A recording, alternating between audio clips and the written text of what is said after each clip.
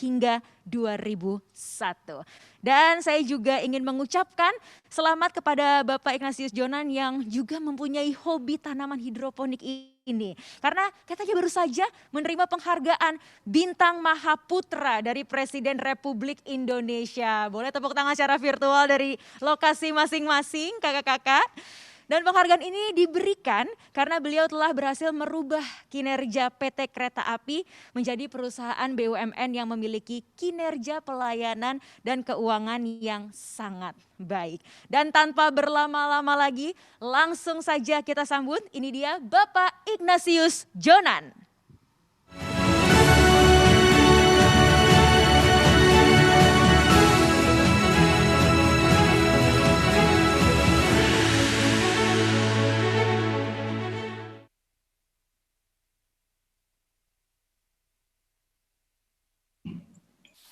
Selamat pagi Pak HMS dan rekan-rekan di Telkomsel.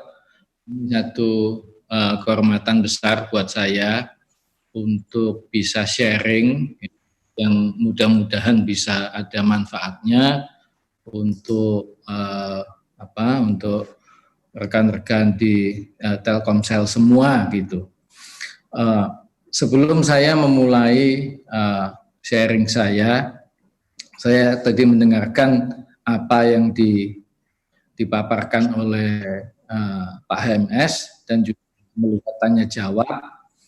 Ada beberapa hal, bahwa yang pertama itu kalau sebelum kemerdekaan di Indonesia itu ada 3 layanan atau badan usaha yang besar.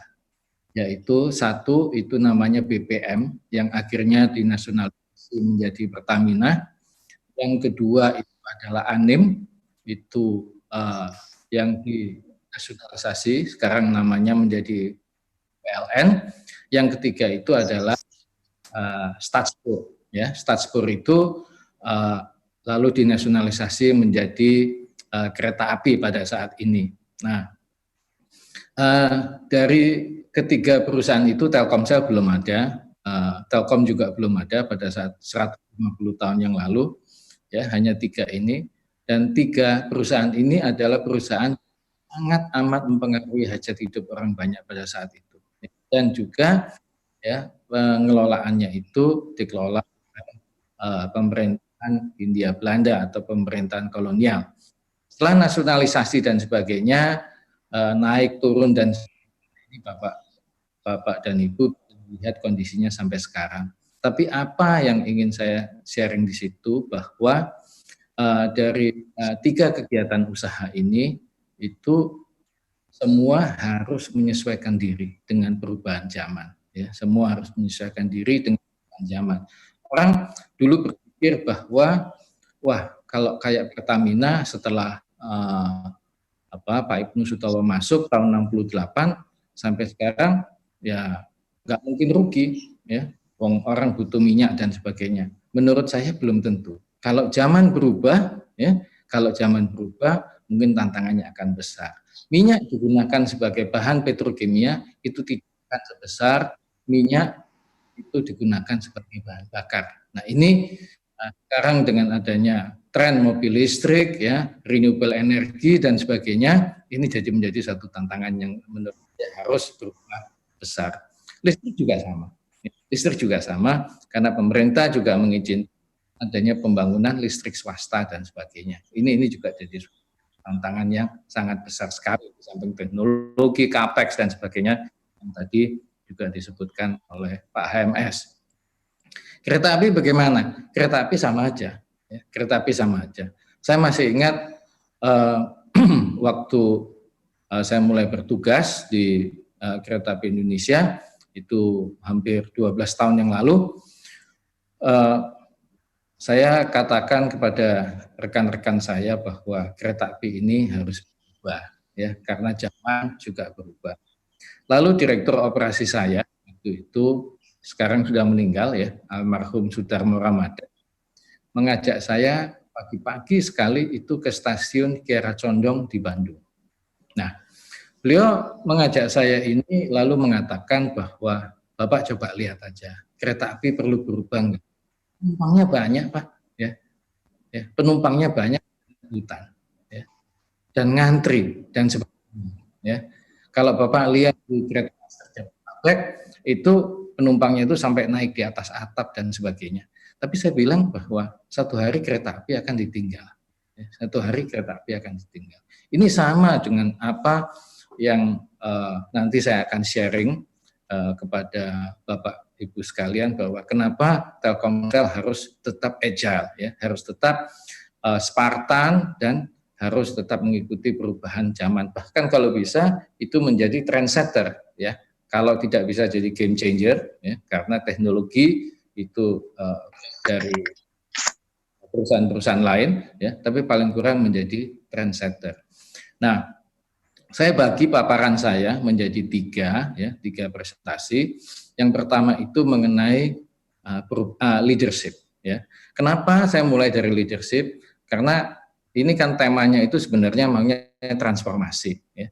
Kalau temanya maunya transformasi, transformasi yang baik itu hanya bisa dihasilkan oleh kepemimpinan yang baik juga. Ya. Jadi saya ingin sharing tentang leadership, yang kedua transformasi, yang ketiga saya ingin sharing kan dunia itu ke depan bagaimana atau incoming challenge-nya bagaimana.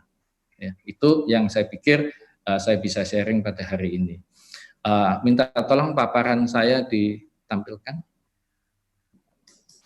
Oke. Ini Pak kamu ya. Sebentar ya, jangan diputar dulu. Di kereta api Indonesia. Lagi. Kalau ditanya mengapa, itu saya mencoba membuat diri saya itu relevan, ya, relevan kepada. Nanti operatornya saya kasih tahu deh kapan harus mulai. Coba dikembalikan ke slide judul.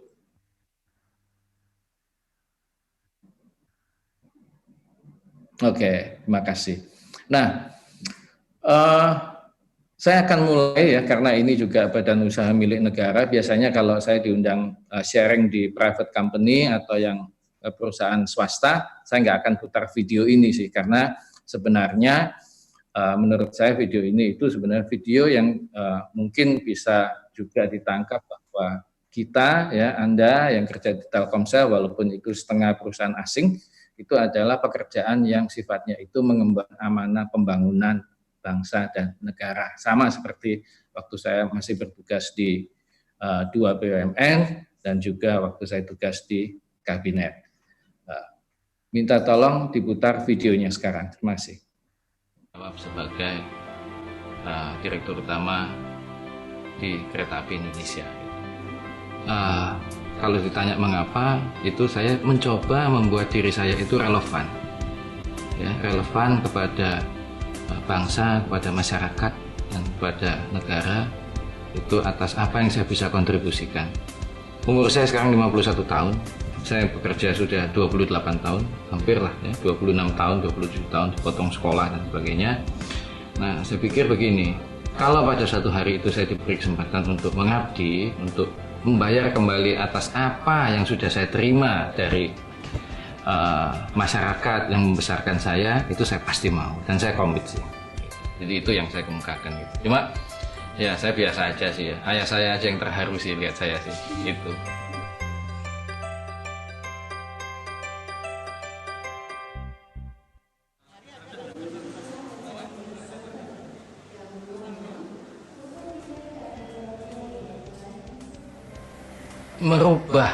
Merubah sesuatu itu kan sebenarnya harus tahu soul-nya dulu, jiwanya dulu. Prioritas pertama itu adalah merubah mindset daripada hampir 27.000 rekan-rekan saya yang bekerja di Kereta Api Indonesia. Ya. Jadi saya rubah mindsetnya itu dari product oriented menjadi customer oriented.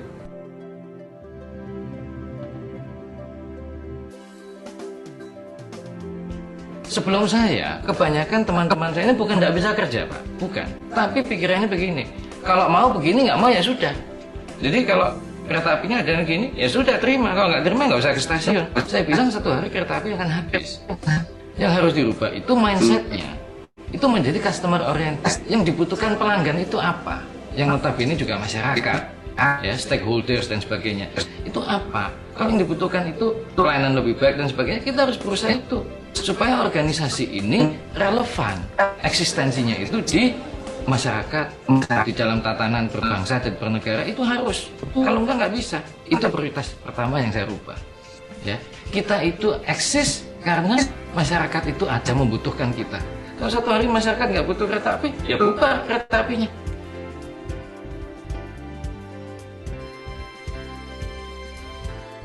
Mindsetnya itu harus serving, harus melayani, gitu ya. Itu sesuai dengan harapan orang lain, bukan orang lain disuruh memenuhi harapan kita. Ini perubahan mindset itu adalah upaya seumur hidup. Jadi itu yang fokus atau prioritas yang paling utama. Nah, yang lain itu tinggal actionnya.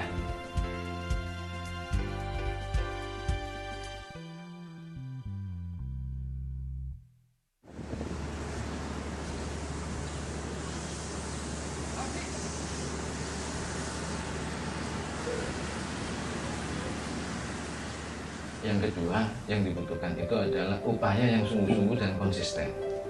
Ini yang menurut saya penting sekali. Apa? Ya macam-macam. Yang saya minta konsisten itu satu adalah perbaikan dari sisi keselamatan. Kalau kami di transportasi itu safety is number one. Ya. Keselamatan itu second to none, nggak bisa ditawar. Ya. Kalau AC-nya mati, lebih baik itu lebih baik itu diterima daripada celaka. Yang kedua itu aman, Pak. Ya, tidak ada penodongan di stasiun, tidak ada perampokan di atas kereta api. Nah, baru yang keempat itu adalah service, pelayanan. Pelayanan itu mulai dari orang datang ke stasiun, itu stasiunnya bersih, ya. Ada customer service kalau ada yang ditanya. Nganti tiket juga ada tiket cetak mandiri, ada print out, ya, dan sebagainya. Ini penting. Ya, services toiletnya ya agak bersih lah, segala macam. Penumpang saya itu 200, hampir lebih dari 250 juta penumpang setahun. Bayangkan ngurus toiletnya itu bagaimana, ya. Jadi ini harus dipertahankan. Yang terakhir itu makan waktu, dan itu berjalan sesuai dengan perkembangan zaman, yaitu kenyamanan. Kenyamanan macam-macam, makanya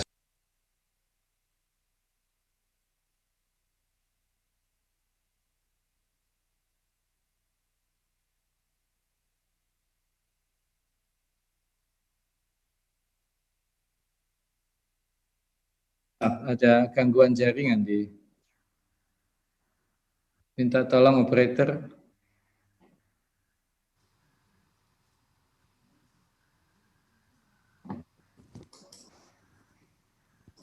Minta tolong operatornya.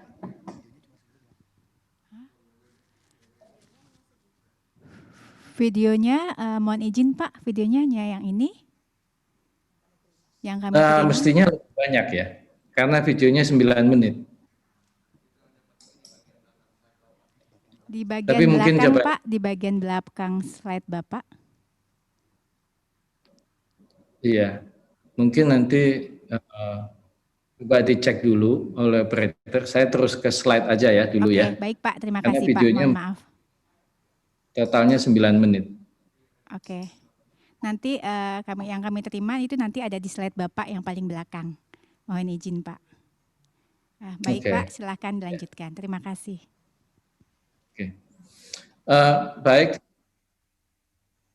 saya coba langsung ke bahan paparan saya.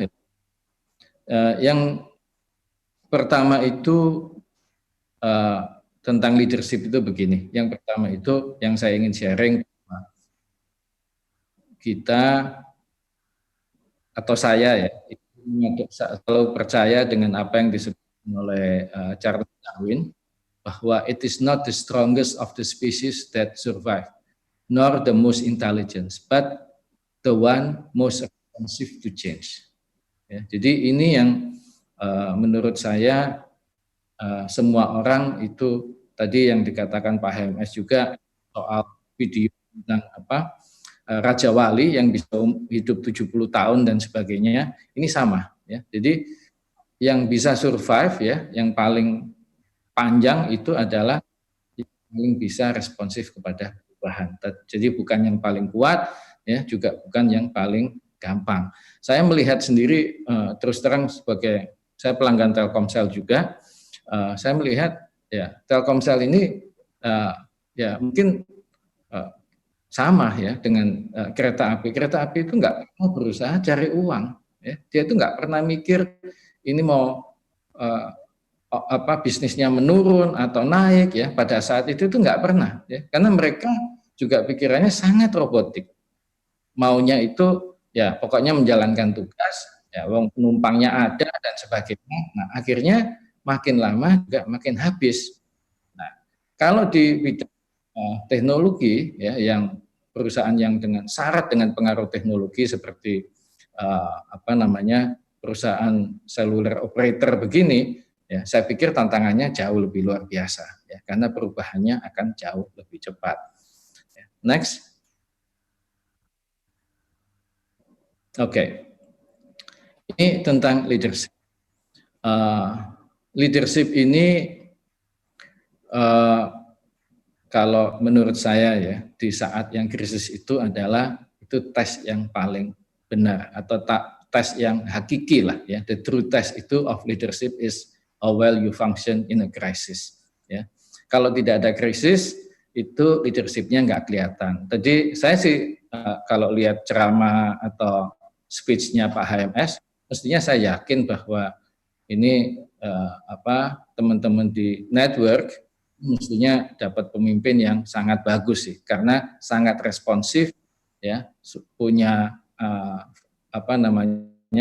feeling yang sangat kuat, ya, dalam menghadapi kondisi krisis pada saat ini, ya, karena saat ini pandemi itu namanya is a global crisis, ya, is a big crisis, bukan hanya domestic crisis, bukan hanya industry crisis, tapi ini is a global crisis. Atau saya lebih suka nyebutnya adalah ini is a humanity crisis. Ya. Kalau krisis kemanusiaan yang sifatnya global, yaitu krisis semua. Ya. Karena sebenarnya kalau kemanusiaannya itu sangat terganggu, nah yang lainnya pasti terganggu karena ini semua diciptakan digunakan untuk peradaban manusia. Ini yang menurut saya penting. Berikutnya, ini saya masih sharing leadership ya. Saya selalu mengutip kata-kata Peter Drucker. Peter Drucker ini adalah leadership atau management scientist, ya, sudah meninggal di Amerika. Ya, dia menyebutkan only three things happen naturally in organization. Jadi satu itu friksi, ya, dua itu kebingungan, yang ketiga itu underperformance. Everything else requires leadership. Nah, makanya menurut saya ya di perusahaan yang ada rank and file-nya, ya, yang punya jaringan atau struktur organisasi yang sangat luas, ya, baik secara teritori maupun secara fungsi, ini leadership menurut saya sangat penting. Ya. Yang paling bahaya itu adalah leadership-nya itu atas dasar keputusan-keputusan yang tidak semata-mata difokuskan untuk organisasi itu. Nah, ini yang menurut saya bahaya sekali. Ya, itu nanti saya akan sharing ke slide-slide berikutnya. Next.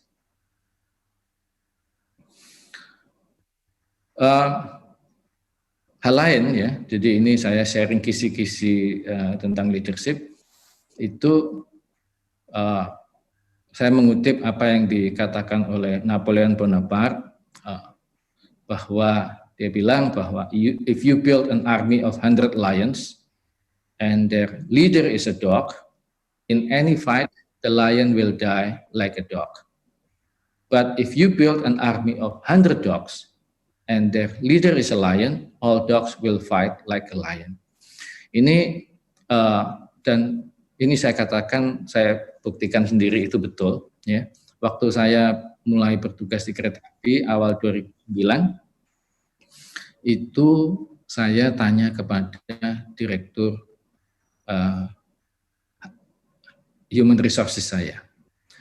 Coba jelaskan tentang komposisi pegawai. Lalu beliau mengatakan, Pak, ini maunya yang pegawai tetap atau yang outsourcing atau yang PKWT atau yang tenaga ahli daya dan sebagainya. Gini deh, yang pegawai tetap aja, karena mayoritas pegawai tetap adalah aparatur sipil negara, ya, ada militernya, ada polisi, ada tentara juga. Nah, dan juga kalau yang di luar itu nggak usah deh, karena total kalau di luar itu mungkin waktu itu sekitar 45-50 ribu, ya. Tapi kalau pegawai tetap sekitar 24 ribu lebih waktu saya masuk, waktu saya selesai mungkin sekitar 27 ribu. Nah, beliau mengatakan begini, dari 24.600-an, itu 9.600 itu sekolahnya waktu itu ya, itu ijazah formal yang dimiliki itu hanya sekolah dasar, ya, hanya SD. Nah, 6.900 lainnya itu sekolahnya itu hanya sampai dengan SMP atau setingkat atau sekolah teknik lah zaman dulu itu. Jadi udah 2/3 ini, ya, 2/3 orang yang saya pimpin itu hanya sekolahnya SD dan SMP. Orang tanya, Pak, SD kan bisa disuruh ikut paket belajar, betul, ya. Jadi kalau SD disuruh ikut paket belajar itu kalau orang lulusan SD yang umurnya 20-an maksimum. Kalau umurnya sudah 47, lulusan SD mau disuruh belajar apa? Nah, ini satu tantangan yang besar. Jadi kalau saya tanya waktu itu, kalau yang sarjana berapa? Beliau mengatakan sekitar 200, Pak, ya, 200 lebih sedikit. Tapi itu termasuk yang D3, ya, D3. Kalau yang lulusan S1 dan ke atas, ada sih yang sampai S3 gitu ya. Itu jumlahnya 86 termasuk direktur utama, dia mengatakan begitu. Wah, ini satu tantangan besar, ya. Bagaimana mentransformasi layanan kereta api dengan personil yang seperti itu, ya. Nanti saya akan ceritakan di belakang bagaimana saya sharing tentang transformasi itu bisa sukses, itu sebaiknya bagaimana. Tapi ini yang saya ingin buktikan bahwa apa yang dikatakan Napoleon itu betul, ya. Kalau waktu itu saya nyerah, ya selesai, ya. Saya hampir nyerah sih waktu itu menghadap Pak Sofyan Jalil, lalu saya mengatakan bahwa ini mungkin saya nggak sanggup. Waktu itu beliau Menteri BUMN, ya, karena apa? Karena ini personel saya seperti ini, ya, yang lulusan SD itu 40% lebih, yang lulusan SMP 25%, total 2/3. Terus saya mau apain? Ya, untung Pak Sofyan mengatakan, coba Anda jalan aja. Kalau Anda gagal, saya akan jalan. Oke Pak, ya, walaupun ini ragu-ragu. Untung, ya saya juga beruntung waktu saya sekolah di Amerika, salah satu paper saya tentang leadership Napoleon, saya buka lagi gitu ya, apa ya tentang leadership ini yang bisa meyakinkan saya untuk terus memimpin kereta api dengan kondisi personel seperti itu. Orang bilang, Pak, kalau dipecat gimana Pak, diganti orang? Nggak bisa jalan, ya, nggak akan bisa jalan. Ya. Pak HMS bisa pindah dari Telkomsel ke Indosat. Gitu.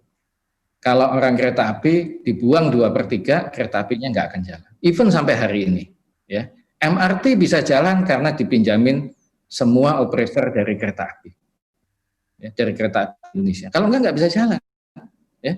Didik masinis itu 2 tahun loh, ya. Misalnya mendidik masinis, juru rumah sinyal juga sama dan sebagainya. Nah, ini kalau dibuang nggak ada yang bisa jalan, ya. Jadi ya harus diterima. Ya, ini yang saya bilang bahwa kita sebagai pemimpin itu sangat akan berpengaruh terhadap masa depan atau kinerja dari kegiatan atau unit atau perusahaan yang kita pimpin. Ini yang saya katakan begitu. Ini sangat penting sekali. Next.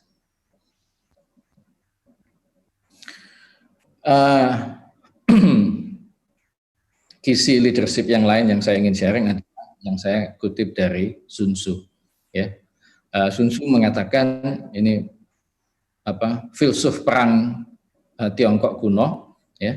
Dia mengatakan bahwa soldiers must be treated in the first instance with humanity, ya, but kept under control by means of iron discipline. Ya, Sun Tzu mengatakan setiap prajurit itu harus diperlakukan secara manusiawi. Ya. Saya pikir Pak HMS, saya kira juga policy dari Telkomsel sangat memperlakukan pegawainya itu secara manusiawi. Menurut saya sih, ya, menurut saya. Ya kalau Anda sebagai pemimpin di situ, saya nggak tahu levelnya apa aja, ya. Tapi kalau memperlakukan anak buah Anda tidak secara manusiawi, ya, saya pikir ini akan hasilnya buruk sekali. Ya, ke depan akan buruk. Ya. Ya, Pak MS pernah cerita soal MT, ya. MT itu kalau nggak salah manajemen trainee, ya, yang mungkin dia jawab dari model organisasi modern, ya. Saya juga dari Citibank yang punya MT juga program MT, tapi MT-nya ini mau dididik dengan baik apa tidak? Kalau tidak, lebih baik nggak usah ada, ya. Kereta api saya tidak bikin MT sama sekali, ya, karena saya lihat organisasinya nggak bisa model MT. Tapi sistem rotasi dari semua perwira kereta api yang mulai masuk itu jalan, ya, walaupun tanpa disebut MT. Nah ini menurut saya penting sekali. Tapi semua prajurit itu harus dikendalikan dengan disiplin yang sangat keras, ya, disiplin yang amat sangat keras. Dulu orang bilang bahwa Pak, itu penumpang yang naik di atas atap kereta listrik zaman dulu, ya, sebelum tahun 2011 itu nggak mungkin bisa selesai, ya. Nah, buktinya sekarang juga bisa selesai kan, gitu, ya.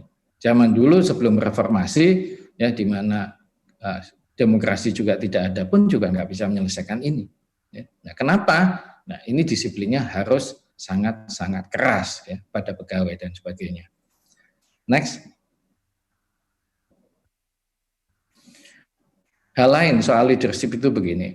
Tidak ada yang bisa menggantikan kerja keras, ya, tidak ada yang menggantikan kerja keras. Sayang tadi videonya cuma dikirim separuh, ya. Ini kalau saya akan teks asisten saya, ya. Kenapa ya kalau videonya cuma sharing separuh, ya?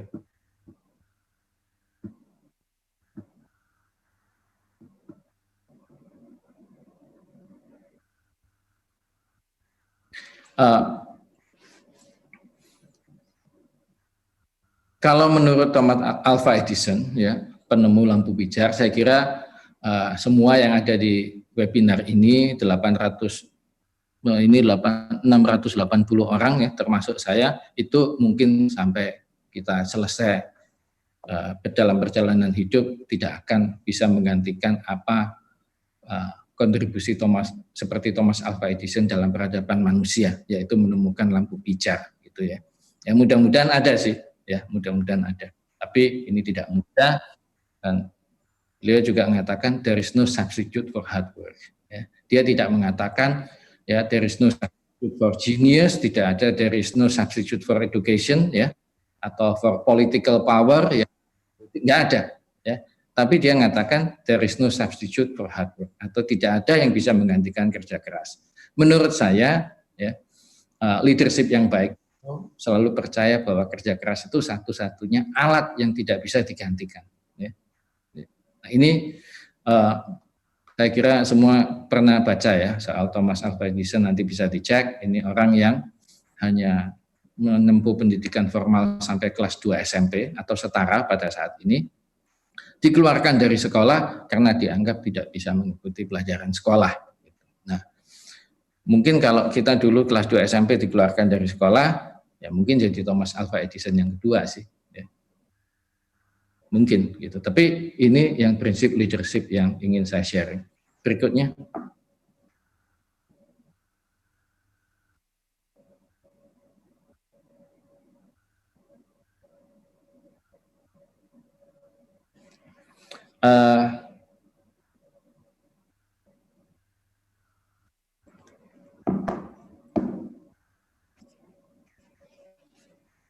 Strategy is important, but execution is everything. Jadi saya orang yang sebagai pemimpin itu, saya hampir 12 tahun menjadi Dirut 2 BUMN, ya, 5 tahun di kabinet, di Citibank juga kira-kira 4 tahun lebih sebagai direktur, gitu, ya. Ini saya melihat bahwa pemimpin itu perlu membuat strategi, tapi kalau tidak bisa memimpin eksekusi, menurut saya kurang bermanfaat, ya, gitu. Ya, saya orang yang, kalau orang bilang, Pak ini kalau cuma ngatur lapangan tapi nggak ngerti strategi, kalau saya lebih baik Anda bisa eksekusi hebat daripada ngatur strategi tapi tidak bisa eksekusi dan sebagainya. Kalau ngatur strategi tidak bisa eksekusi, itu tidak boleh menjadi pemimpin. Itu hanya boleh menjadi penasehat. Nah, gitu. Ini beda loh, ya. Jadi ini menurut saya Anda perlu mikirkan masa-masa ini.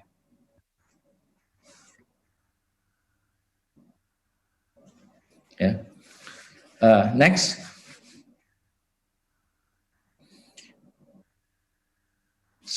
Juga dari Sun Tzu lagi. Sun Tzu mengatakan strategy without tactic the slowest route to victory. Jadi strategi itu juga perlu taktik. Ya. Kalau di leadership itu, ya. Kalau nggak ada taktiknya ya pelan, ya. Untuk jalan kemenangan itu pelan. Tapi taktik tanpa strategi, jadi cuma taktikal aja, ya, ini saya kira sih berpotensi kalahnya itu sangat besar. Nah ini apa pengertiannya, bahwa kita sebagai pemimpin itu ya harus paham big picture, harus paham small pictures, harus bisa mengendalikan eksekusi, harus bisa ngatur orang dan sebagainya. Gitu, ya. Ada nggak sekolah leadership? Sebenarnya tidak ada. Ya. Sekolah teori kepemimpinan itu ada. Kalau sekolah kepemimpinan tidak pernah ada. Karena pemimpin itu dibentuk dari perjalanan, ya, perjalanan hidup yang real, ya, perjalanan karir yang real. Jadi nggak ada. Next, ya Pak.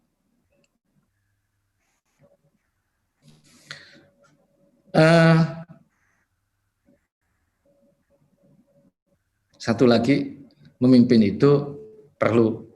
Coba, oke. Ini perlu hal ini ya. Jadi ini soal waktu. Orang selalu mengatakan ini bahwa lack of direction is the problem, not lack of time. We all have 24 hours in a day. Tadi saya menyimak apa yang waktu Pak HMS sharing, itu saya senang sekali. Ya, saya senang sekali. Saya ingat waktu bertahun-tahun waktu saya memimpin korporasi, ya saya juga banyak melakukan town hall, bahkan kalau saya mau sharing ya.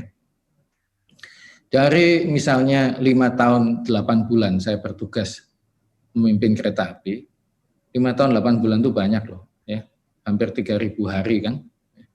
Itu mungkin saya yang pulang ke rumah itu hanya kurang dari 200 hari, ya, yang saya pulang ke rumah itu.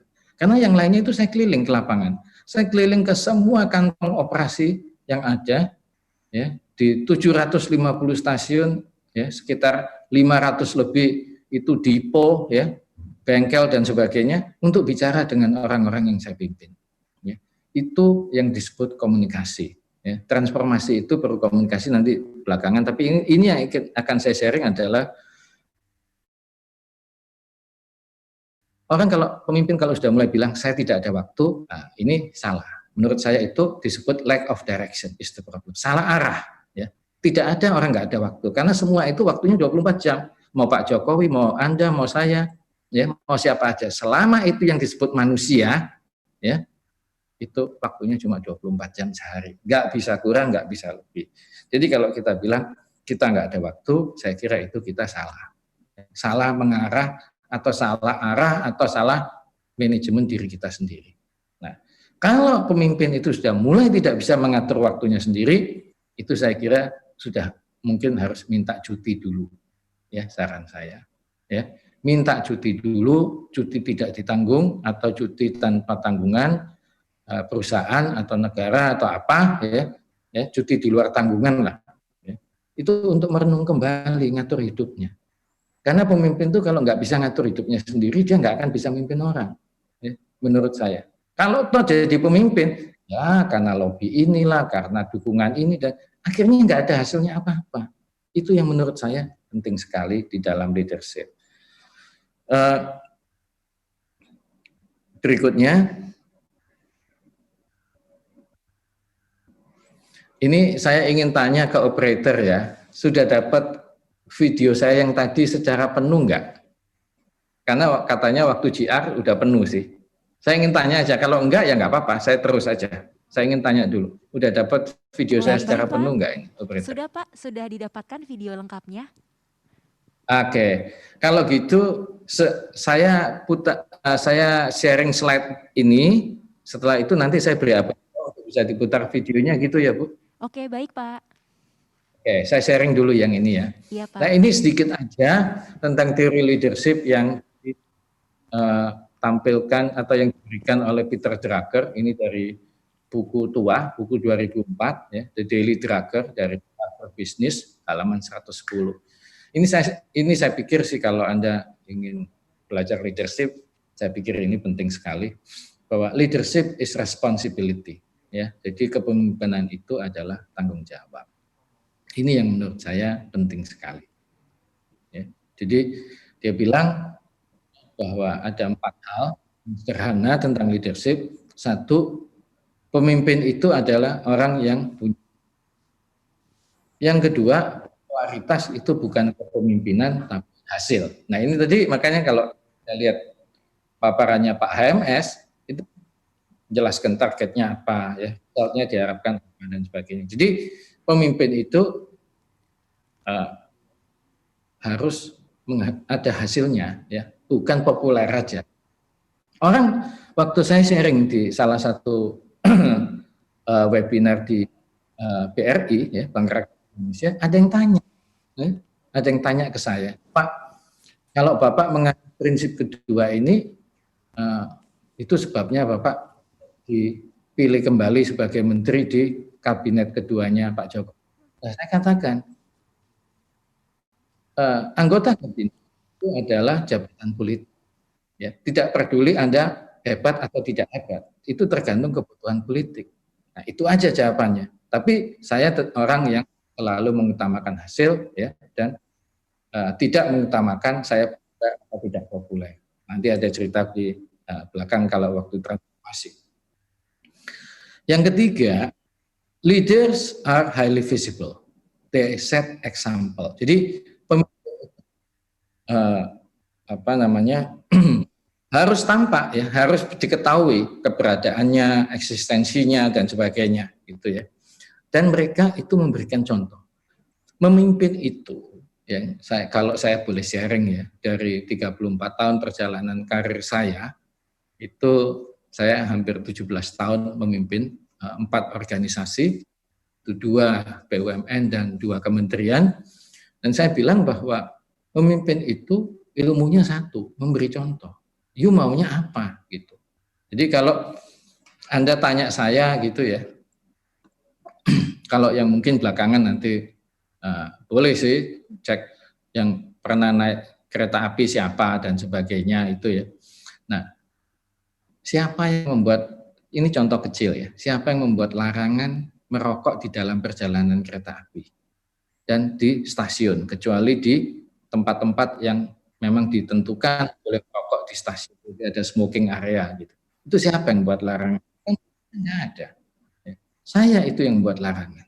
Padahal saya itu adalah perokok, ya. Dan saya merokok sih belum lama sih. Kalau sampai hari ini itu saya merokok baru 43 tahun merokoknya. Ya, mungkin saya merokok, masa saya merokok itu lebih tua dari separuh lebih orang yang ikut webinar pagi ini. Ya. Jadi kalau Anda tanya saya, kok bisa Pak? Nah begini, waktu diskusi dengan Ikatan Masinis Indonesia dan Ikatan Kondektur, mereka menentang. Sama sekali mereka menentang. Bahkan kalau Ikatan Masinis lebih serem lagi. Mereka bilang, Pak, kalau masinis sedang menjalankan kereta api tidak boleh merokok, kami cenderung ngantuk Pak. Kalau ngantuk itu bisa salah bahasa sinyal dan bisa kecelakaan. Nah saya katakan begini, oke. 2 hal deh. Satu, saya janji saya juga waktu di stasiun dan waktu menggunakan kereta api saya juga nggak merokok. Ya, gitu. Nah, orang tanya, benar Pak, benar. Ya, kita tes nih. Oke, saya tes. Ya, saya beli karcis, naik kereta seperti penumpang biasa, tapi pakai seragam. Mereka tahu itu saya sih. Ya, itu dari Bandung ke Jogja. Lalu sambung kereta api dari Jogja ke Surabaya, dari Surabaya sambung lagi kereta api ke Banyuwangi. Itu total termasuk waktu tunggunya 24 jam. Dan saya buktikan saya tidak merokok. Nah, itu mereka mulai respect. Ya. Jadi itu yang disebut they set example. Yang kedua ya pasti, ya oke, akhirnya rundingan sih. Ya. Uang perjalanan, uang kilometer jalannya masinis, kondektur, ya, semua itu dinaikkan 50%. Ya. Pada tahun itu segera. Nanti tahun depan kalau terbukti lagi sukses, naik lagi 50%. Dan ada insentif sih, ada insentif. Ya, ada insentif. Akhirnya sampai hari ini, setelah hampir 7 tahun saya meninggalkan kereta api, mereka tetap menjaga itu dengan baik. Nah, yang keempat, leaders is not rank, privilege, titles, or money. It is responsibility. Saya ingin menggarisbawahi atau sharing di sini, Anda yang saya pikir yang ikut webinar ini 600 lebih itu mayoritas juga pemimpin, ya, punya anak buah, bahwa kepemimpinan itu bukan ranking atau privilege itu hak khusus atau jabatan atau pangkat atau uang, tapi ini tanggung jawab. Ya, kalau kita bisa memahami kepemimpinan itu sebagai tanggung jawab, ya, mestinya kita akan bisa dikasih tugas atau dikasih kesempatan untuk memimpin yang lebih besar di dalam perjalanan hidup. Itu yang menurut saya penting. Nah, sampai di sini saya sebentar lagi saya minta diputarkan video, ya, bahwa itu kisi-kisi kepemimpinan, ya. Kalau mau sharing soal khusus leadership aja ini boleh, atau webinar atau langsung, ya, 20 orang, ya, diatur protokol kesehatan juga. Tapi ini adalah kisi-kisi tentang menurut saya leadership yang baik. Leadership yang baik itu adalah leadership yang menghasilkan banyak orang yang baik juga. Nah, silahkan diputar video yang sudah saya sharing. Video ini dibuat tahun 2014, jadi kira-kira hampir 7 tahun yang lalu, ya, jadi kelihatannya saya masih lebih muda dibanding yang Anda lihat di layar sekarang, ya, tapi mudah-mudahan bisa ada insights, ya, video ini untuk Bapak Ibu sekalian itu untuk bagaimana tadi kan dikatakan ini bagaimana kita itu juga menjalankan kegiatan ini dianggap sebagai amanah juga di samping sebagai cita-cita. Gitu. Silahkan diputar. Terima kasih.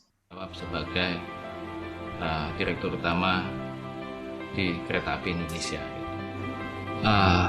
Kalau ditanya mengapa, itu saya mencoba membuat diri saya itu relevan, ya, relevan kepada bangsa, kepada masyarakat, dan kepada negara, itu atas apa yang saya bisa kontribusikan.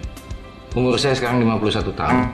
Saya bekerja sudah 28 tahun, hampir lah, ya, 26 tahun, 27 tahun, dipotong sekolah dan sebagainya. Nah, saya pikir begini, kalau pada suatu hari itu saya diberi kesempatan untuk mengabdi, untuk membayar kembali atas apa yang sudah saya terima dari masyarakat yang membesarkan saya, itu saya pasti mau, dan saya komit sih. Jadi itu yang saya kemukakan gitu. Cuma ya saya biasa aja sih, ayah saya aja yang terharu sih lihat saya sih, gitu.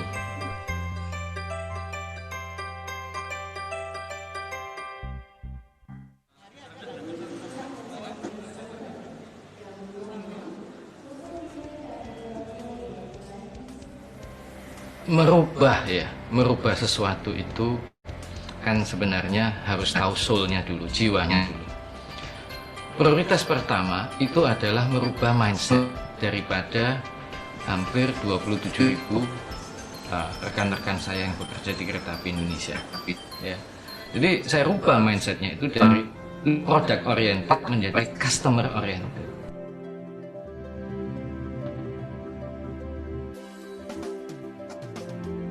Sebelum saya, kebanyakan teman-teman saya ini bukan nggak bisa kerja, Pak. Bukan. Tapi pikirannya begini, kalau mau begini, nggak mau ya sudah. Jadi kalau kereta apinya ada yang gini, ya sudah terima. Kalau nggak terima, nggak usah ke stasiun. Saya bilang satu hari kereta api akan habis. Yang harus dirubah itu mindsetnya. Itu menjadi customer oriented. Yang dibutuhkan pelanggan itu apa? Yang notabene juga masyarakat, ya, stakeholders dan sebagainya. Itu apa? Kalau yang dibutuhkan itu pelayanan lebih baik dan sebagainya, kita harus berusaha itu. Supaya organisasi ini relevan, eksistensinya itu di masyarakat, di dalam tatanan berbangsa dan bernegara itu harus. Kalau enggak bisa. Itu prioritas pertama yang saya rubah. Ya, kita itu eksis karena masyarakat itu ada membutuhkan kita. Kalau satu hari masyarakat nggak butuh kereta api, ya bubar kereta apinya.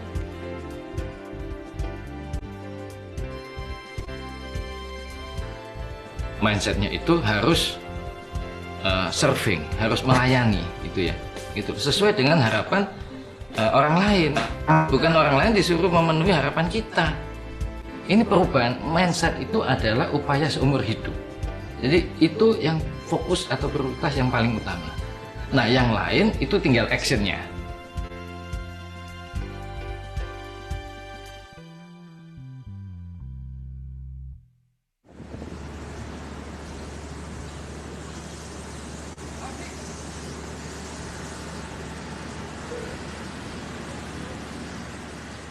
Yang kedua yang dibutuhkan itu adalah upaya yang sungguh-sungguh dan konsisten. Ini yang menurut saya penting sekali. Apa? Ya macam-macam. Yang saya minta konsisten itu satu adalah perbaikan dari sisi keselamatan. Kalau kami di transportasi itu safety is number one. Ya. Keselamatan itu second to none, nggak bisa ditawar. Ya. Kalau AC-nya mati, lebih baik itu lebih baik itu diterima daripada celaka. Yang kedua itu aman, Pak. Ya. Tidak ada penodongan di stasiun, tidak ada perampokan di atas kereta api. Nah, baru yang keempat itu adalah service, pelayanan. Pelayanan itu mulai dari orang datang ke stasiun, itu stasiunnya bersih, ya. Ada customer service kalau ada yang ditanya. Nganti tiket juga ada tiket cetak mandiri, ada print out, ya, dan sebagainya. Ini penting. Ya, services toiletnya ya agak bersih lah, segala macam. Penumpang saya itu 200, hampir lebih dari 250 juta penumpang setahun. Bayangkan ngurus toiletnya itu bagaimana, ya. Jadi ini harus dipertahankan. Yang terakhir itu makan waktu, dan itu berjalan sesuai dengan perkembangan zaman, yaitu kenyamanan. Kenyamanan ini macam-macam, makanya sekarang semua kereta semaksimal mungkin dipasang AC walaupun sederhana. Ini akan dimodernisasi terus, stasiunnya akan diperbesar dan sebagainya. Kalau Anda keliling Jabodetabek, itu banyak stasiun kereta listrik, itu sekarang juga jauh lebih bagus. Setelah berubah mindset, yang dibutuhkan itu kita mengikuti perkembangan zaman. Sepanjang, nah ini penting juga, sepanjang harga yang mau dibayar oleh pelanggan kita itu reasonable, itu masuk akal. Kalau maunya harganya 10 tahun tidak naik, pelayanan naik, pasti nggak mungkin juga. Ini jadi ada take and give yang fair lah. Kereta api itu perusahaan apa? Banyak yang ngomong ini perusahaan teknik. Saya bilang ini salah. Ini perusahaan pelayanan. It's a service company. Ya. Jadi perusahaan ini dinilai dari pelayanannya.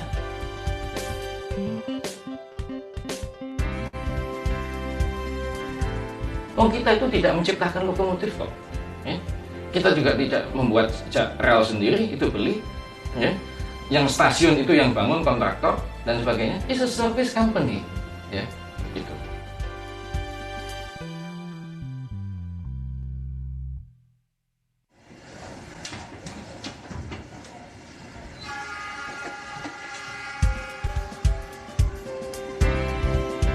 Yang tidak sepandangan untuk perbaikan itu adalah yang belum paham perbaikan ini manfaatnya untuk mayoritas pengguna atau mayoritas pelanggan dibandingkan dengan yang kepentingan yang lebih kecil. Saya sebagai pemimpin itu sangat perlu juga meyakinkan orang-orang yang saya pimpin itu tindakan saya itu benar dan saya tidak punya vested interest, ya, tidak punya kepentingan pribadi. Itu menurut saya penting sekali.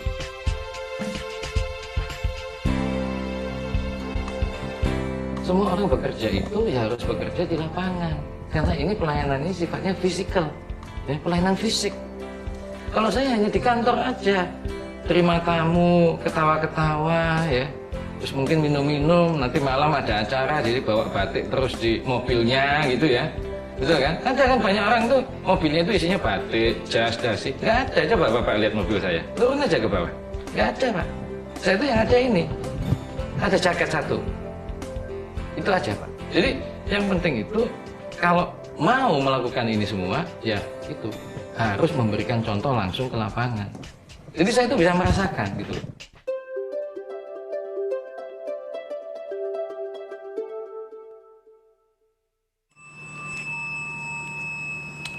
Waktu saya pertama kali tugaskan itu, saya membagi 3 kelompok atau 3 kriteria dari rekan-rekan saya di kereta api. Sepertiga itu adalah kelompok yang sudah tidak mau berubah. Yang sepertiga lagi itu adalah kelompok yang bingung. Bingung itu memang dari dulunya memang dia bingung, gitu. Harus ngapain.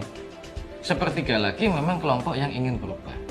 Setelah 5 tahun, saya yakin kelompok yang tidak ingin berubah ditambah kelompok yang bingung itu tidak ada 5%. 95% itu pasti berubah dan sebagainya. Kenapa itu bisa? Saya kasih contoh satu-satu. Mimpin itu harus ngasih contoh. You bodoh boleh, ya, nggak sekolah tinggi juga boleh mimpin itu. Ya. Tapi kalau Anda tidak memberi contoh, saya yakin yang Anda pimpin tidak akan baik. Tidak bisa memimpin itu dengan memberikan keputusan, apalagi surat keputusan. Itu nggak jalan. Surat keputusan itu dijalankan secara robotik. Soul-nya nggak dapat ya. Yang mimpin itu harus ngasih contoh, dia sendiri harus turun. Kalau saya mau petugas saya jalan kereta malam itu tidak tidur, saya juga harus tidak tidur. Kalau saya Sabtu Minggu itu selalu peak biasanya, kalau kereta penumpang. Nah, kalau kena piket aja termasuk saya. Saya nggak ngatur jadwal piket saya. Yang ngatur jadwal piket Sabtu Minggu itu Direktur Keselamatan. Saya patuh pada jadwal yang dibuat untuk saya. Dan saya jalani. Ya saya kayak petugas. Kadang saya juga jaga pemeriksaan tiket, kadang saya lihat ke depo, ya, ngatur penumpang di atas peron dan sebagainya. Ya biasa aja. Ya harus ngasih contoh dong.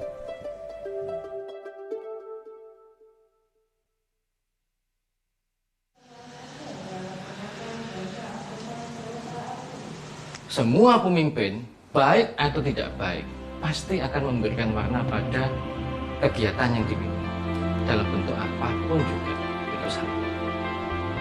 Yang kedua, saya hanya bisa memberikan masukan kepada pemerintah untuk siapa yang atau sosok mana yang cocok untuk menggantikan saya. Yang ketiga, saya berusaha 5 tahun ini membentuk organisasi ini menjadi organisasi yang sangat resilient, yang berusaha sebisa mungkin mandiri, dan saya bebaskan organisasi ini dari dukungan-dukungan campur tangan yang macam-macam yang menurut saya itu tidak perlu. Ya. Jadi ini pure organisasi ini harus berdiri di atas kaki sendiri dengan pelayanan yang baik pada masyarakat.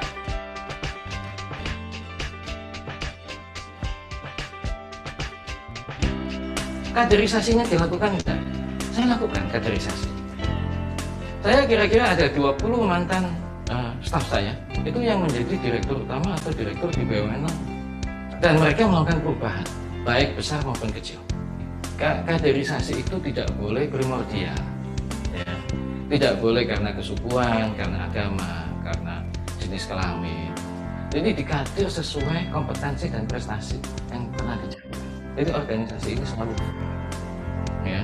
Soalnya kalau sudah sekali tidak fair, sekali Anda punya anak emas, itu Anda akan menciptakan ketidakpuasan, mungkin bukan satu tapi dua. Itu aja.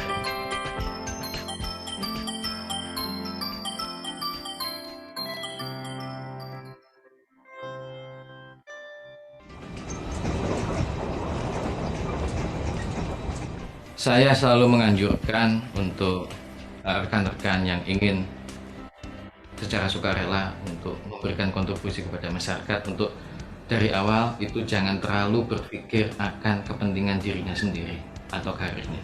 Coba dipikirkan itu pekerjaannya itu harus diselesaikan untuk kepentingan masyarakat yang lebih luas. Nanti ada sendiri kehidupan itu yang mengatur karir, ya, mengatur hidupnya sendiri dan sebagainya. Kan kita selalu percaya semua orang bertakwa kepada Tuhan Yang Maha Esa, dan itu pasti ada.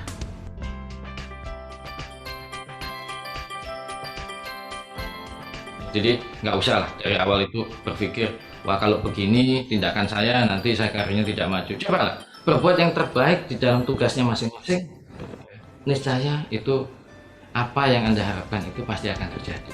Karena ini pekerjaan itu sebenarnya pengabdian masyarakat itu tidak boleh dijadikan cita-cita, tapi pengabdian masyarakat itu adalah amanah. Itu aja dari saya. Terima kasih.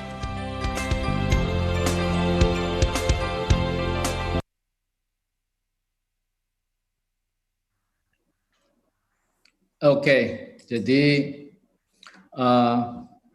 itu mudah-mudahan ada insights ya. Saya sambil tadi dipasang videonya, saya lihat di kolom chat dan di kolom Q&A, mudah-mudahan sebagian besar menjawab ya. Pertanyaannya nanti bisa ada mungkin masih ada tanya jawab, tapi kalau misalnya itu nggak cukup, nanti tolong organizer menyampaikan kepada saya melalui email saya dan akan saya jawab melalui email kalau ada pertanyaan yang nanti tidak bisa saya cover di webinar ini. Jadi itu yang mungkin bisa saya share soal tanggung jawab. Mengenai Telkomsel dan juga yang lain, ini saya ingin cerita sebelum masuk ke transformasi. Pak Rinaldi Firmansyah itu juga pernah bekerja untuk saya di Bahana, ya, dan juga mantan Menteri SDM sebelum saya itu tiga mantan Menteri SDM sebelum saya, Pak Darwin Sahidi Saleh itu juga pernah bekerja untuk saya, dan juga mantan Deputi Gubernur Senior Bank Indonesia, ya, Pak Mirsa Adityaswara juga pernah bekerja untuk saya, dan banyak lagi. Kalau Anda tanya, sekarang Pak ini saya didik orang enggak? Oh, saya didik orang tadi. Kalau masih ada enggak yang bertugas di BUMN atau sejenisnya? Masih, ya. Di Taspen sekarang itu, di Taspen itu dulu itu asisten saya, ya. Asisten pribadi saya itu sekarang bertugas sebagai Direktur Utama PT Taspen Persero, ya, dan masih banyak, ya, ada di Perum Navigasi Udara, ya, ada di macam-macam, ya, di rutnya PT Timah, ya, di rut PT Inalum, ya, atau Mining Indonesia dan sebagainya. Ini dulu pernah bekerja untuk saya. Jadi ini yang saya pikir kalau Anda sebagai pemimpin, ya, ini closing saya untuk section leadership itu, Anda harus mendidik anak buah Anda menjadi lebih baik dari Anda. Kalau semangatnya itu, tentunya organisasinya akan sangat-sangat sehat dan sangat-sangat resilient untuk menghadapi setiap perubahan. Itu sharing saya. Sekarang kita ke transformasi, slide berikutnya. Oke. Ada beberapa hal yang ingin saya sharing dalam transformasi itu adalah yang pertama yang dikatakan oleh Albert Einstein. Albert Einstein mengatakan bahwa insanity is doing the same thing over and over again and expecting different results. Ya, jadi ini semua tahu Albert Einstein, saya nggak usah menjelaskan. Tapi dia mengatakan bahwa adalah hal yang tidak waras lah, ya, yang tidak waras. Insanity itu tidak waras, ya. Itu melakukan hal yang sama berulang-ulang tapi mengharapkan hasil yang berbeda. Nggak mungkin. Kalau mengharapkan hasil yang berbeda, yang harus melakukan hal yang berbeda, ya, nggak bisa hal yang sama. Jadi ini yang dikatakan tentang kisi-kisi yang saya sebut transformasi. Berikutnya. Next. Oke. Ada filsuf modern di bidang manajemen, ya.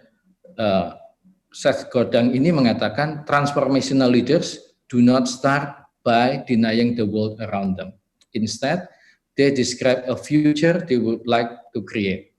Jadi kalau kita memimpin transformasi, ya, itu kita tidak boleh memulai dengan mengkritik, ya, mengkritik dunia di sekitar kita, mengkritik anak buah, mengkritik sistem dan sebagainya, mengeluh.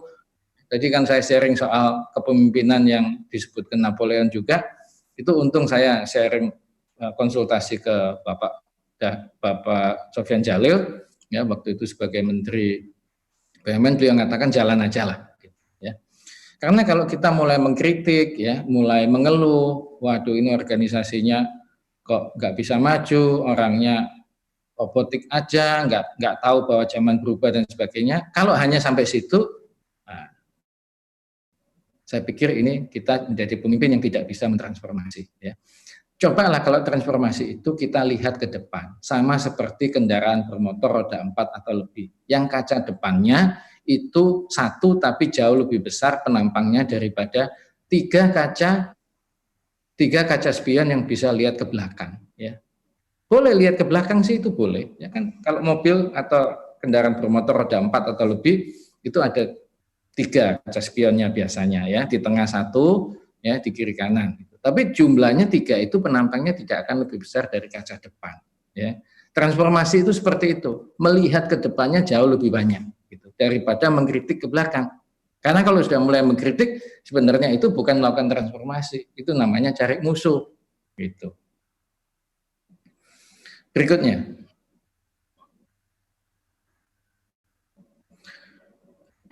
ini juga salah satu pemikir modern tentang manajemen, ya. Iyengar ini mengatakan bahwa change leads to disappointment if it is not sustained. Transformation is a sustained change and it is achieved through practice. Jadi perubahan itu kadang-kadang di banyak organisasi yang sudah lama atau orang berkarir sudah puluhan tahun, wah perubahan ini nanti pemimpin ganti lagi gitu, dan sebagainya. Nah makanya saya sangat menganjurkan yang dilakukan transformasi itu yang bisa hakiki, ya, yang bisa settle, yang bisa masuk ke dalam budaya perusahaan, yang bisa masuk ke dalam soul atau jiwa daripada organisasi. Yang lainnya itu nggak terlalu perlu, misalnya ngelubah logo lah, apalah dan sebagainya. Menurut saya itu hal-hal yang itu aksesoris gitu, ya, gitu. Yang penting itu yang hakikinya apa, yang dilakukan transformasi itu apa, itu yang penting.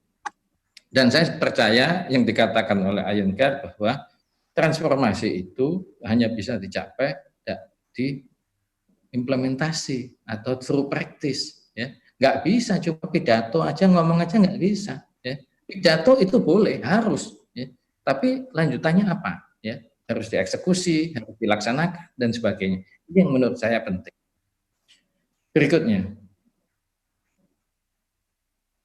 oke, kalau ini Anda melakukan transformasi, saya sangat menganjurkan kita itu bekerja keras dalam diam, ya, nggak usah terlalu banyak propaganda, masukkan media apa dan sebagainya, ya, and let the success be the noise.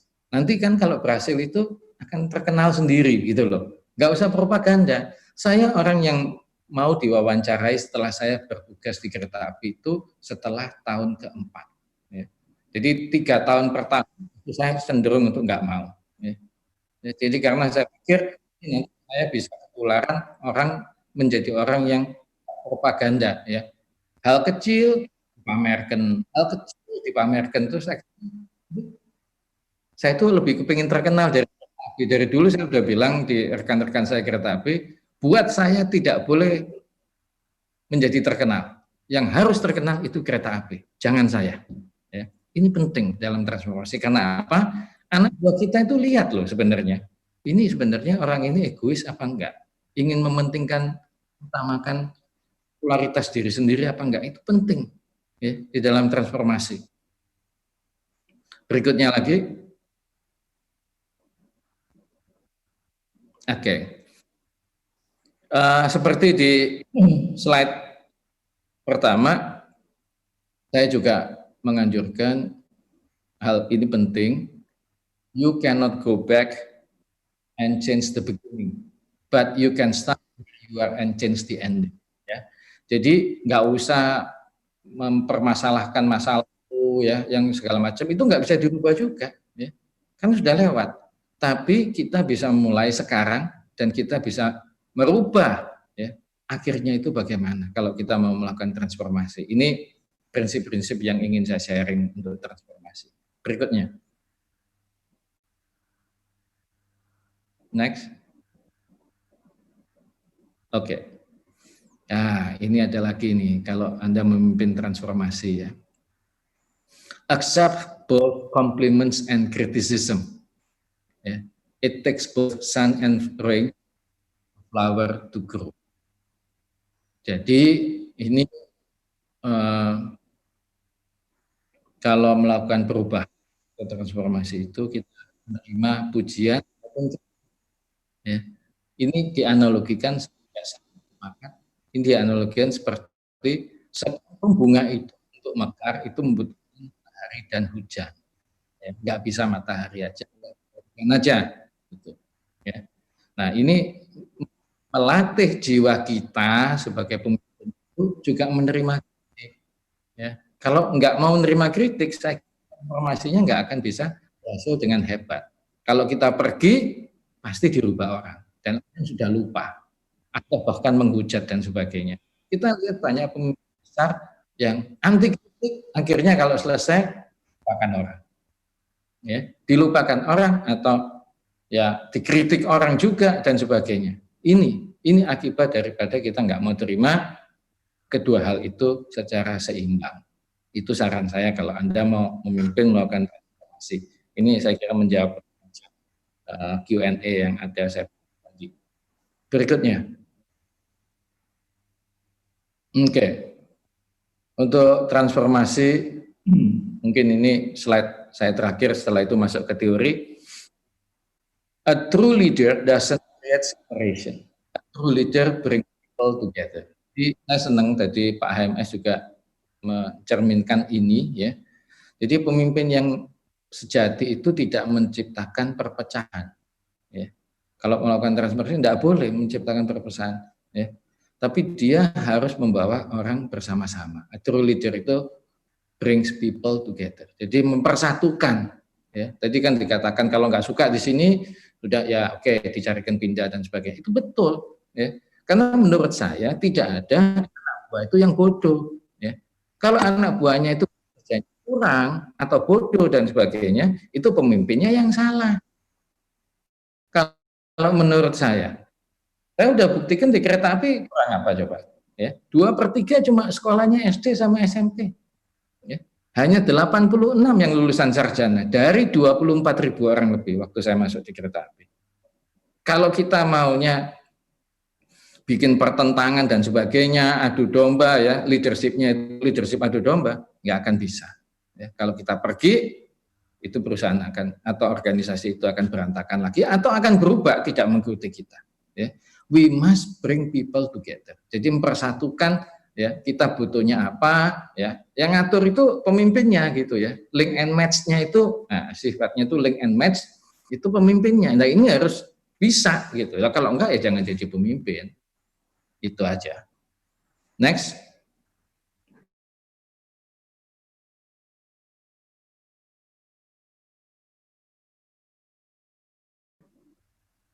Leadership mengutip apa yang dan saya terapkan di kereta api, di Bahana, di dua kementerian yang saya pimpin juga.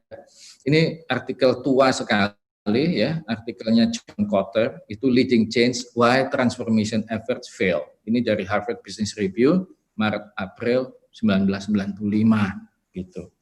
Jadi ini mungkin tahun di mana Pak HMS baru masuk Telkomsel waktu itu ya. Jadi 8 steps to transforming your organization. Satu itu establishing sense of urgency. Nah tadi udah Pak HMS juga udah ngomong kan, ini urgensinya ini dan sebagainya. Yang kedua, forming a powerful guiding coalition. Maksudnya apa? Minta dukungan stakeholders, ya, minta dukungan anak buah, minta dukungan pimpinan atau rekan sejawat atau regulator dan sebagainya. Saya juga melakukan hal itu semua. Kalau enggak nggak bisa berhasil, ya. Tadi kan udah ada statement dari banyak rekan jawabnya Pak HMS dan sebagainya. Nah, minta dukungan regulator dan sebagainya. Harus komunikasi, harus bicara. Yang ketiga, menciptakan visi. Nah, menciptakan visi ini sebenarnya ya, kalau menciptakan visi itu dari 8, nomor 3 ini paling gampang. Ya. Anak saya waktu umur 10 tahun, 11 tahun sih, anak saya yang paling kecil waktu saya masuk kereta api, saya ajak ke kantor saya di Bandung, ada papan tulis, saya bilang, yuk bisa nggak menciptakan visi untuk kereta api ke depan itu bagaimana? Oke, saya tulis di papan tulis ya, ya silahkan. Ini anak yang umur 11 tahun. Jadi saya menciptakan visi itu, nggak usah sekolah juga bisa, nggak ngerti industrinya juga bisa, gitu. Asal waras, baca tulis bisa. Tapi yang paling sulit adalah yang nomor 4, mengkomunikasikan itu, ya. Makanya ada town hall ini dan sebagainya. Nah ini harus terus, Pak, ya. Ini harus terus mengkomunikasi sampai ke akar rumput. Bayangkan kalau mungkin 2/3 anak buah Anda itu lulusan SD dan SMP, mengkomunikasikannya bagaimana? Ya, saya itu sampai ya itu tadi hampir 3.000 hari kerja di kereta api, 200 hari yang saya pulang ke rumah. Yang lainnya saya nggak pulang, busi apa, tidur sama-sama, nginep di mes dan sebagainya. Supaya ada komunikasi yang bisa diterima gitu ya. How to simplify the vision into understanding. Itu yang menurut saya penting. Yang kelima itu empowering others to actively. Nah, kalau transformasi harus ada pendelegasian wewenang yang sangat trusted. Ya. Maksudnya sangat trusted itu gini, Anda harus percaya pendelegasian wewenang itu bisa jalan. Kalau salah anak buahnya, pemimpin yang tanggung jawab.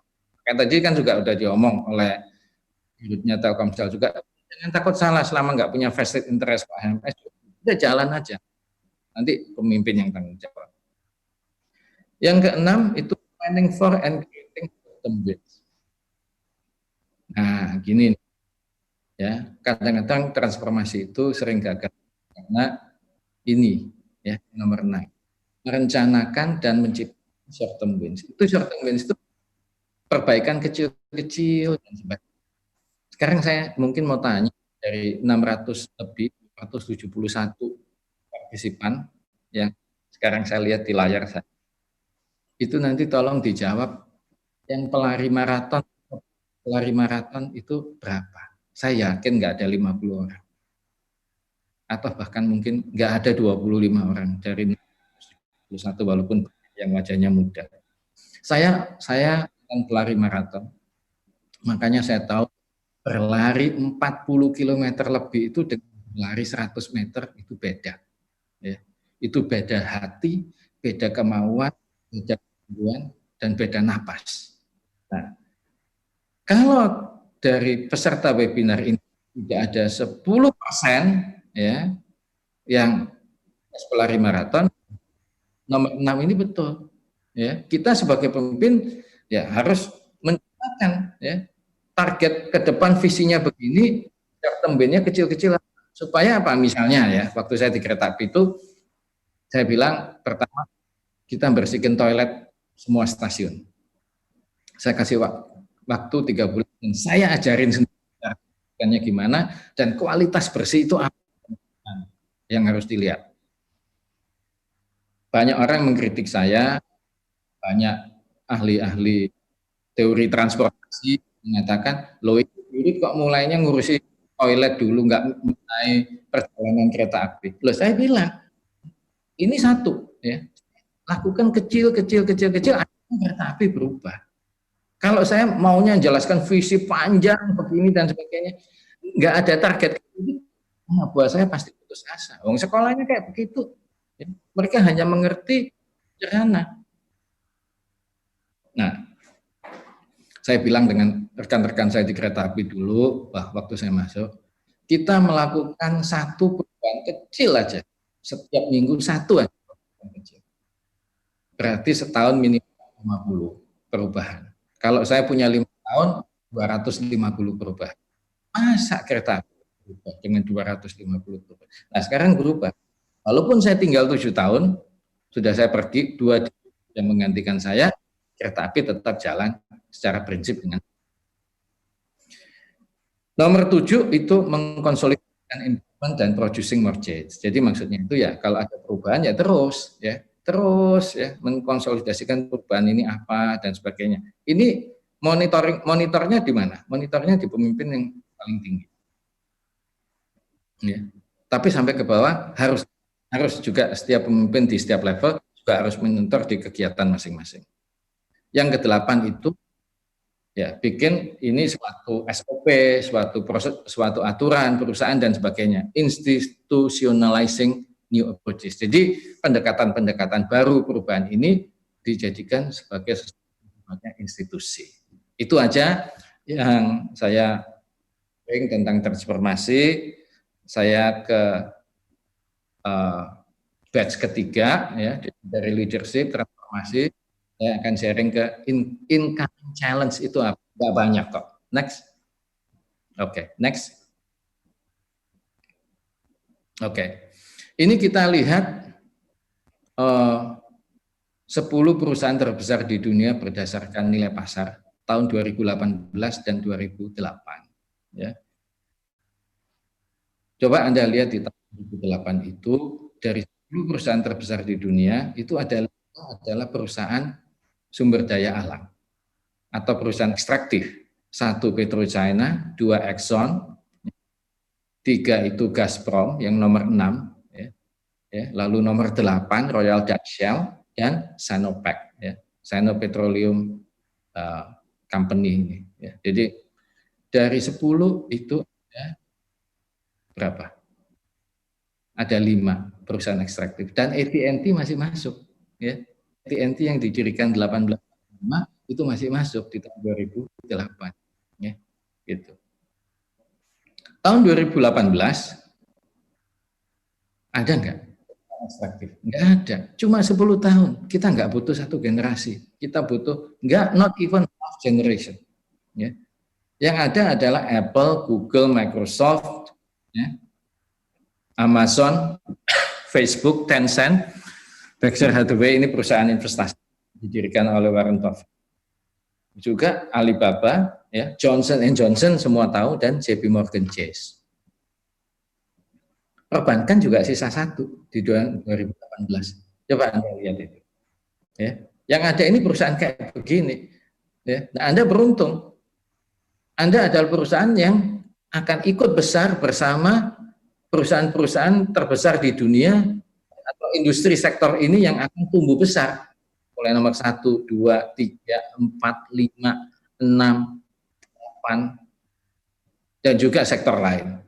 Yang tadi dikatakan, itu betul sekali. Berikutnya. Nah, itu tadi 2018 banding 2008. Ya. Sekarang 2 tahun kemudian. 2 tahun kemudian itu top 20 companies rank by current market capitalization juga. 2 tahun kemudian, Apple itu nilainya 2 triliun lebih loh. Ya. Naik 2 kali lipat dalam 2 tahun. Ya. Telkom ada nggak ya naik 2 kali lipat dalam? Saya nggak tahu, nanti Anda jawab sendiri deh. Ya. Ada perusahaan ekstraktif besar namanya Saudi Aramco. Ini Saudi Arab American Company namanya, yang itu didirikan tahun 1933 oleh geologis Inggris dan Amerika, ya. Perusahaan nasional kayak Pertamina Saudi, besar sekali. Cadangan minyak dan gas itu mungkin kira-kira 50 sampai 100 kali di cadangan minyak dan terbukti Republik Indonesia pada hari ini. Besar sekali, ya. Toh dengan Apple kalah. Ya. Ada Microsoft, ada Amazon, ada Alphabet, ada Facebook, ada Tencent. Nah, ada Tesla. Ya. Tesla ini memproduksi mobil itu tahun lalu mungkin sekitar 500.000 maksimum, 500 mobil. Ya. Produksi mobil di dunia itu kira-kira mungkin 25 juta, 30 juta tahun lalu. Ya. Kadang pernah sampai 40 juta. Toyota itu memproduksi mungkin 10 juta, ya. VW memproduksi mobil 12 juta di dunia. Itu nilainya nggak ada separuhnya Tesla. So that is the future is the electric cars. Ya. Nah, bagaimana Telkomsel bisa di electric cars? Karena ini masa depan. Ya, ada Alibaba juga, ya, ada Berkshire Hathaway. Ada juga misalnya Taiwan Semiconductor Manufacturing.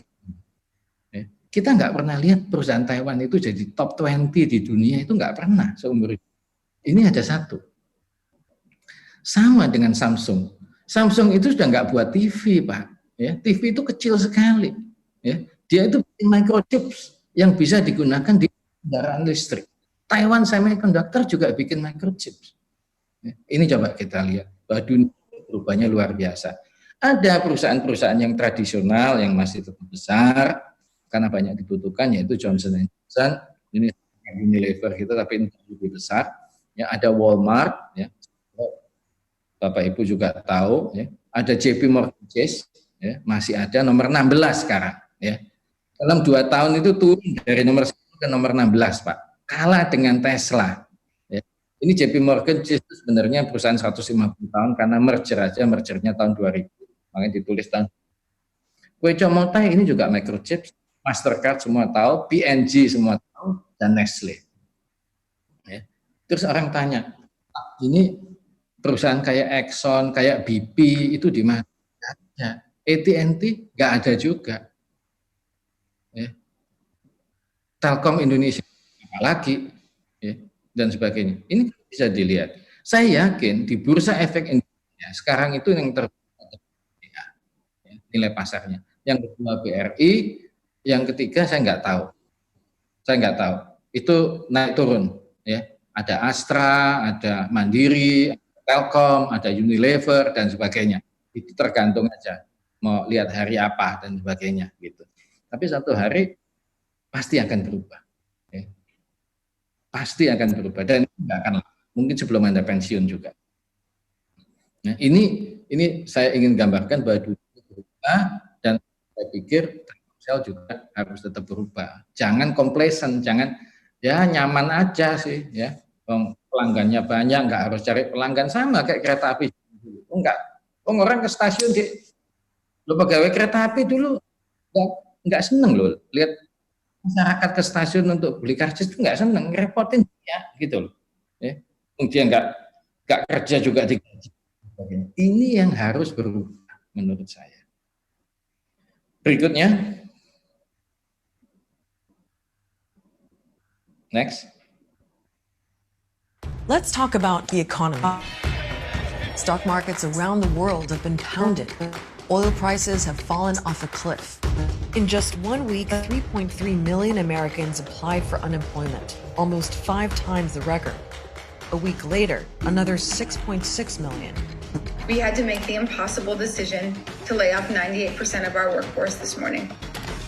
As COVID-19 spreads, the global economy is shutting down, and it's unlike anything we've ever seen. A recession at least as bad as during the global financial crisis or worse. But what makes this collapse different? What will it take to recover? And are we headed for a depression?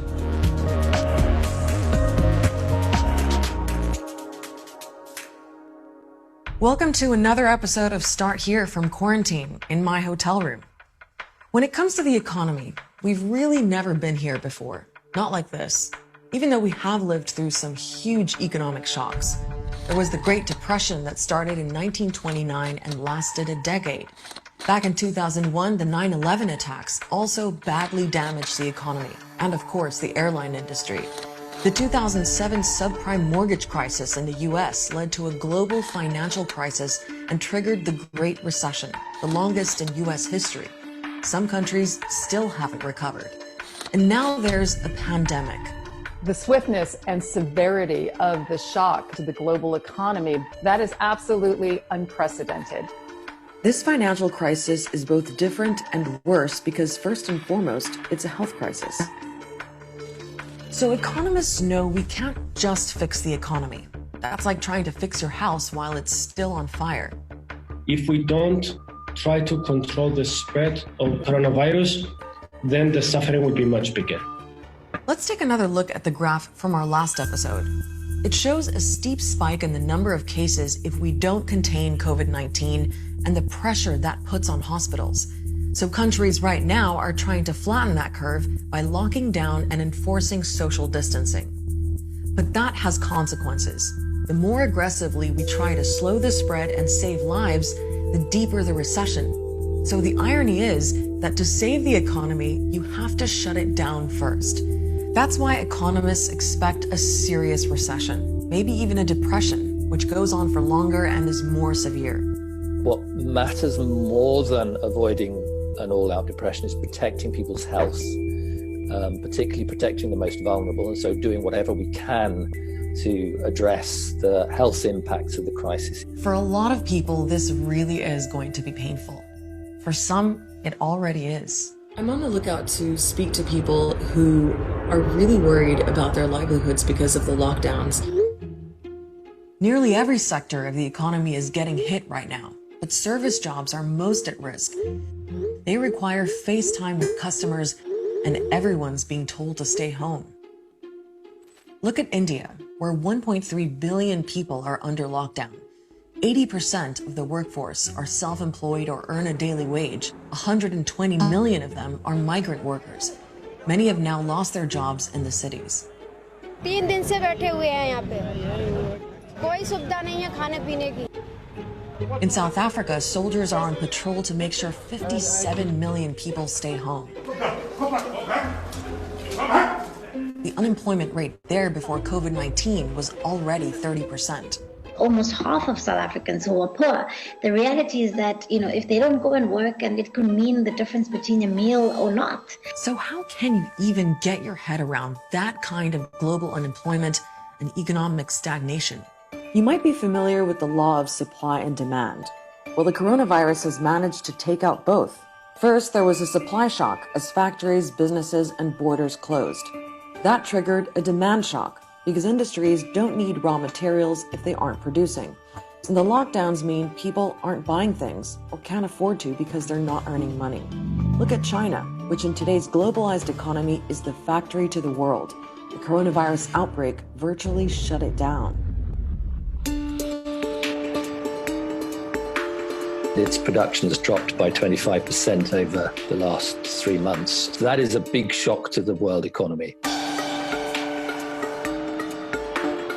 China is also a massive buyer on the international market. Things like raw materials, all kinds of cars, and agricultural products. So that's also had an effect. The biggest concern is China. China was already heading for -1% projection on GDP this year. And once China is getting out of its own health crisis, Europe, their biggest market, isn't getting into theirs, which basically means that we are seeing a huge demand contraction in international trade. As the virus began to spread, those supply and demand shocks spread to other countries too. And then the markets started to panic. Stock indexes in New York, London, Tokyo all had devastating sessions several times over. In the US, the Dow lost almost 3,000 points in just one day, the most ever. So how do we fix all this? Again, economists say we need to deal with the pandemic first. But there are things that both central banks and governments are doing to ease some of the pain. The job of a central bank is to make sure there's a steady supply of money flowing through the global financial system. And in a time of crisis, they also make sure the credit markets don't freeze up. So central banks around the world have pumped trillions of dollars into the banking system to make sure banks and businesses can bounce back when this is all over. They've also cut interest rates to make loans even cheaper. The central bank in the United States, the Federal Reserve System, has done something else too. It's made sure other central banks around the world can borrow enough US dollars. It's the currency the world runs on. US dollars are to businesses what toilet paper is to households. They don't want to run out of US dollars before this crisis has passed. But central bank heroics alone aren't enough. Governments need to step up too. World leaders have pledged hundreds of billions of dollars to help people, businesses, and the health sector battle this crisis. The British government, for example, put forward $435 billion. That's like 15% of the United Kingdom GDP to try to get us through this crisis because it is a matter of life or death. In the US, the federal government came up with a $2.2 trillion relief package.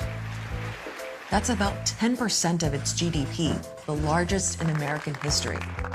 This will deliver urgently needed relief to our nation's families, workers, and businesses. But not everyone is convinced those rescue packages are going to be enough. Dr. Doom, Nouriel Roubini, the economist who called the 2008 financial crisis 2 years before it happened, he's definitely not convinced. In fact, he's warning that containment measures have not been sufficient enough and that the fiscal stimulus package is neither large enough nor has it been enacted swiftly enough to seriously mitigate the risks, not just of a recession, everybody agrees that's going to happen, but to mitigate the risks of possibly a depression. But other countries just don't have that kind of cash, especially if they're struggling economically or dealing with conflict, famine, even other diseases. The UN forecasts that income losses in developing countries because of the coronavirus could exceed $220 billion. The economies that will have the toughest time crawling out of it are really the poorest nations because they were in the worst position going into the crisis, and they will have the hardest time shaking off the negative effects of it. Economists are bracing for things to get worse in the short term, but they also see this as an opportunity to fix what was broken. They have a saying, never let a good crisis go to waste. We do also have to think about sustainability, about the sustainability of our planet. It's about the health and integrity of our ecosystems. Do we have a resilient economy? Do we have a resilient health system? Food production systems? Can we be sure that when a crisis like this happens and hits the economy, we are able to go on feeding people and keeping people healthy to stop a descent into social instability, which can very often follow from a deep and protracted depression? Those are big questions for world leaders to answer.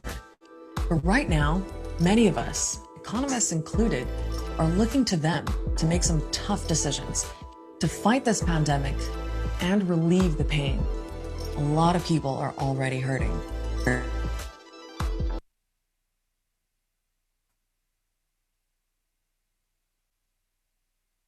Oke, jadi ini video yang baru dilihat ini tentang coronavirus ekonomi. Ya, ini untuk refreshing aja, yang supaya kita tahu perubahan global ini apa aja selama setahun terakhir.